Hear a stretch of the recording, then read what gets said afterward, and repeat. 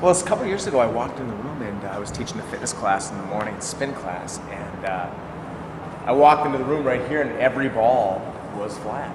I just thought kind of someone popped, just like a regular blow-up raft or something. I thought they just pulled the deal out. I didn't realize they took a knife to it. So I went and looked at the balls and I saw there was actually a slash in them. I thought, oh, okay, some punk just came in over the weekend and decided to just be angry.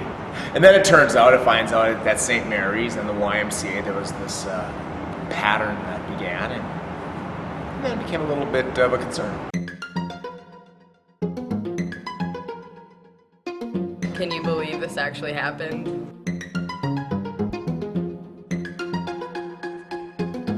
Interesting pathology.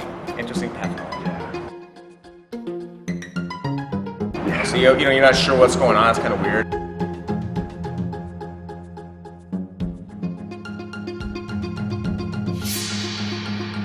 Exercise balls that are obviously, punctured with something enough to destroy them. So.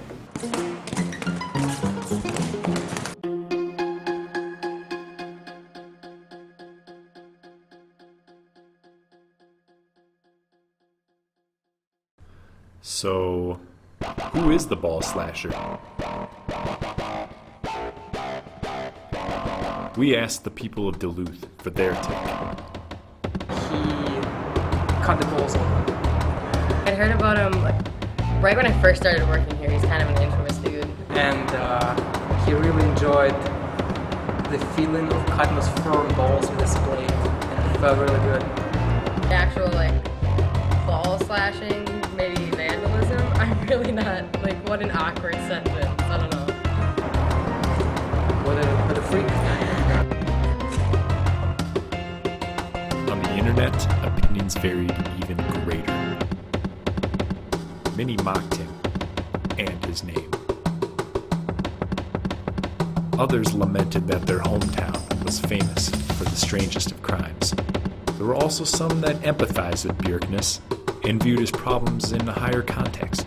A few even managed to see the story through a political lens. The ball slasher had become immortalized in the pop culture of Duluth, Minnesota. Now I should slash an exercise ball, right? For research purposes. I need to know. Christopher Bjerkness is in trouble again for allegedly breaking into a fitness center to gain access to exercise balls.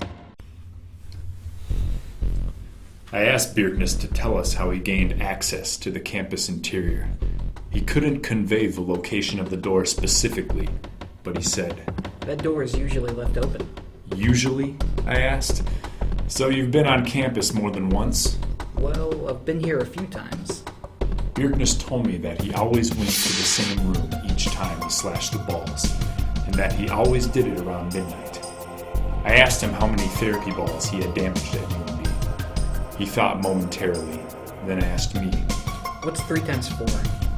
I told him it was 12. Okay, 12. Then twice of that, so that would be 24. So you slashed a total of 24 balls at UMD? I did 24 each time I was there, and I was there 3 times. So you destroyed 72 exercise balls? Yeah. But why? I don't really know why I do that.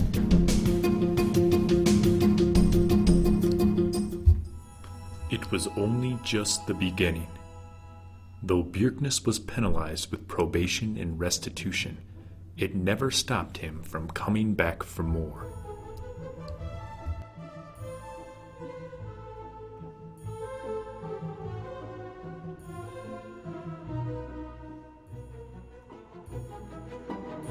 In 2006, Chris Bjerkness jimmied a door open to gain access to Polinsky Medical Center, destroying 40 balls there. He was caught on camera and charged with burglary again.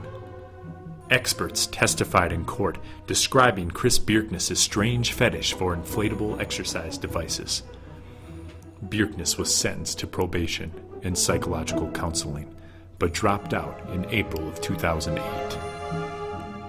In May of 2009, at St. Mary's Duluth Clinic West, Bjerkness broke in and slashed several more rubber exercise balls. Everybody in our department right away said, well, we know who did that. He was sentenced to prison and psychological counseling. 2 months after he was released from Northeast Regional Correction Center, Bjerkness skipped out of his halfway house and quit taking his prescriptions, landing him in jail once more.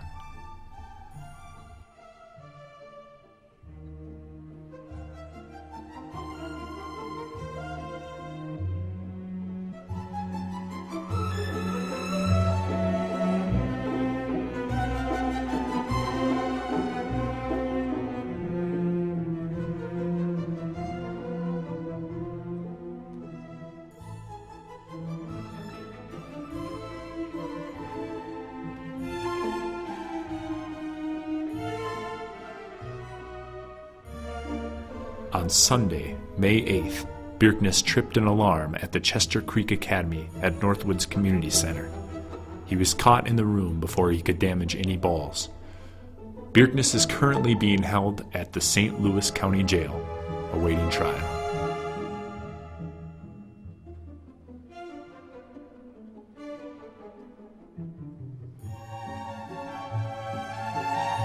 It could be the releasing of the air from the exercise ball. There's something about that that just triggers in their brain, and they need to have that. They get their fix, they come in and they, destroy some property, and then at some point they need to go back.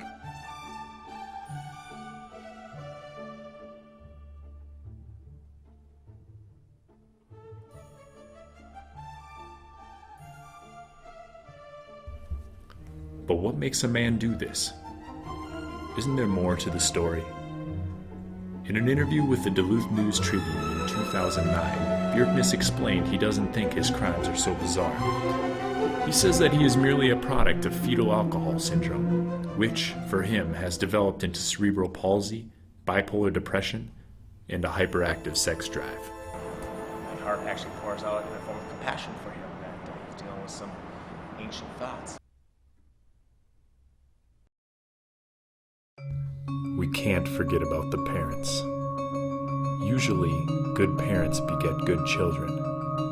However, the worst and most irresponsible parents often create children with fetal alcohol syndrome, and it takes some of the strongest and most patient ones to raise them right. Even though it's easy to poke fun at someone with such a strange obsession, we shouldn't forget that being born with fetal alcohol syndrome is a constant uphill battle from day one. Christopher Bjerkness drew the shortest straw and has been trying to make the best of his life ever since. 60% of children born with fetal alcohol syndrome are either dead or in prison by age 30. The odds have always been against him. Though his actions are considered crimes, is it a benefit to society to throw the ball slasher in jail? Or can Duluth peacefully coexist with Christopher Bjerkness and embrace him as one of our many unique citizens, struggling to find a purpose in this crazy world?